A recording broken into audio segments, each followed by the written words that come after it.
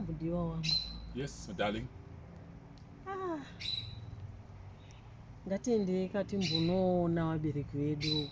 Makatine mwedzi mitanhatu ichipfuura tinenge tatopedza zvekubvisa roora izvi. Zvino 6 months akapfuura, gore rikapfuura, iye zvino tatove mugore rechi6. Hapana chatati taita. Inini handichanzwi kusununguka ini. Kana pakawanika chinoitika pandiri, zvinenge zvakakuomera. Kana inini zvinenge zvakatondiomerawo. Dai tamboenda taenda kuno vabereki, tanoroora tabvisa pfuma. Ndoziva zvangu kuti hazvisiri nyore kuti nditaure, saka ndandakanyarara nguva yese ndichingoti mumwe wangu pamwe achadii, achafunga nezvazvo. Zvino ndiri kungoona makore ari kupfuura. Ndatove nevana 3. Ticharoorwa rini? Ndicharoorwa inini? Akuroorwa ndokunoroorwa. Handipamba pana hapana chaunoshaya. Zvese zvaunoda uri kuzviwana pana. Mafiriji unawo, mafreezer unawo, mapopcorn machine unawo, zvese unazvo panapa. What is kuroora? Kuroora tinoroora. Don't worry, next year chaiye ndatobvisa pfuma. Asi makore acho anyanya ka. But unoziva izvozvi zvese zvatentiinazvo izvi kutaridza kuti mari tentiinayo. Mari, but unoona zvimwe zvinoitika futi ka. Handisini chete ndisina kuroora. Unoona Fatso haana kubvisa pfuma. Gidza haana kubvisa pfuma. Jonas handisi kuteedzera, but ndinongokuratidza chete kuti maomera akaita situation munyika yedu yeZimbabwe zvinezvi. Hakuna munhu ari kugona kubvisa pfuma. Unoona kana kama kamudhara kari pakona apo kane vhudzi chena kare. Akanopedza kubvisa pfuma kamudhara.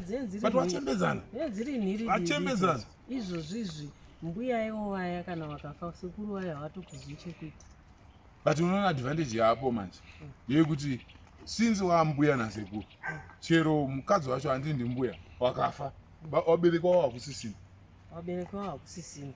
Asi vana vavo, vana vasekuru vachasara vachirooreswa. Vanotobvisiswa pfuma. Vapone point. Yakuroora ndiri kuda kutaura chokwadi, but ikonomi yedu zigi harisi kubatika zigi. Zigi harisi kubatika, chari kutsvedza zvisiri zvekumboseka zviya. So, but by next year ndogona kuchiita. Next year yakanyanya. Ngatione zvekuita. Ndongwa toita sei? Ngatione kana tiende unoona tete. Iyo weekend ino. Toronga panyowani kuti tingaita sei. Lobola. Maroro. Vanenge vakaipa. Unoona tete.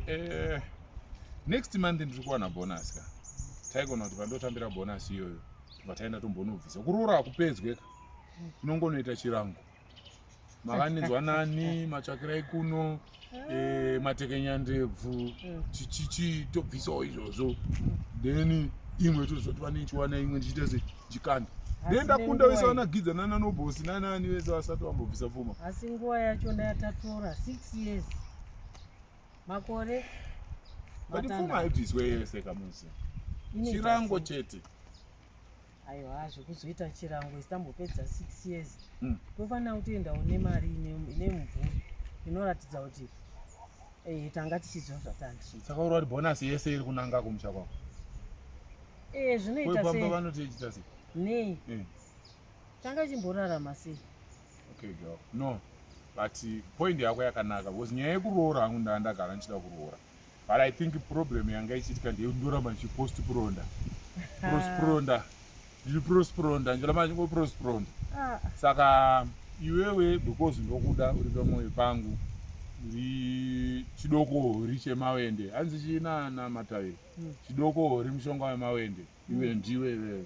Uri bhonzo rangu renguruve. So ndiunokubvisira pfuma. Next month taunokanda ndokanda pakicheni chaizvo public. Saka tete tonoona. Iyo weekend ino. Ngatete tunoona tete. Wafara. Aka.